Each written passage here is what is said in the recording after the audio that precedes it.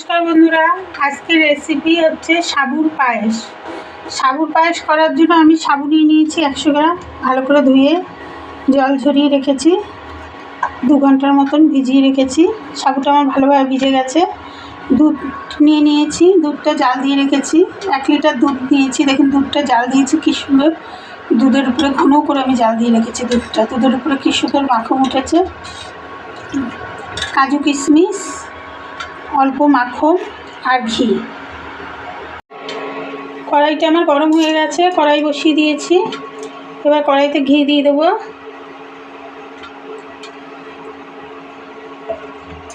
দিয়ে দিলাম।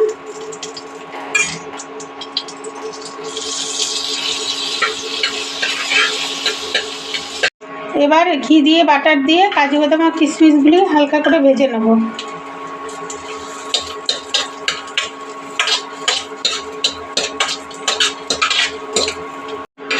কাজু কিশমিশগুলি আমার ভাজা হয়ে গেছে, এবার তুলে নেব। বন্ধুরা, সাবুগুলি ভিজে এরকম শুকনো শুকনো হয়ে গেছে।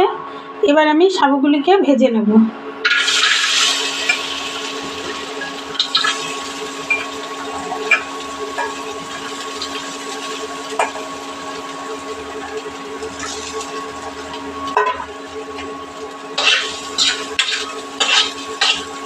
সাবুটা আমার ভাজা হয়ে গেছে, এবার আমি তুলে নেব।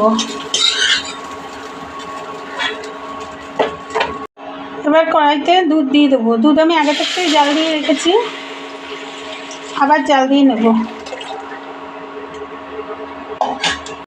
দুধটা আমার ভালোভাবে ফুটে গেছে, এবার আমি সাবু দিয়ে দেবো।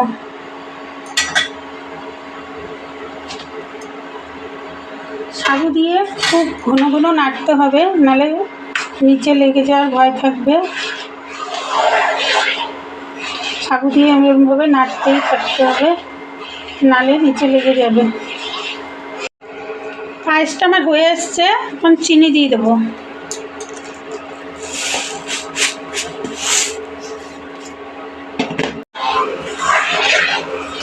এবার ভেজে রাখা কাজু বাদাম দিয়ে দিলাম। আমুল দুধ আমি গুলে রেখেছিলাম আগে থাকতে, সেটা দিয়ে দিলাম। দিয়ে এবার 5 মিনিটের মতন নেড়ে পায়েসটা আমি নামিয়ে নেব।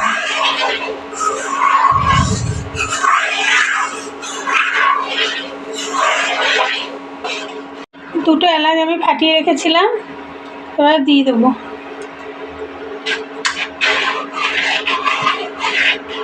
এলাচটা দেওয়াতে গন্ধটা, পায়েসের গন্ধটা খুব সুন্দর আসবে।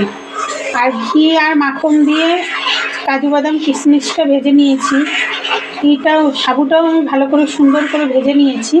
এতে কি গন্ধটা খুব সুন্দর হয় পায়েসে। দেখুন আমার পায়েসটা কি সুন্দর হয়েছে। বেশি ঘন করলে হবে না, সাবু তো এমনিতেই দলা পাকিয়ে যায়, ওই জন্য একটু কম ঘন করলেই ভালো হবে খেতে। পায়েসটা আমার হয়ে গেছে, এবার আমি নামিয়ে নেব। এরকমভাবে সাবুর পায়েস করে খেয়ে দেবেন বন্ধুরা।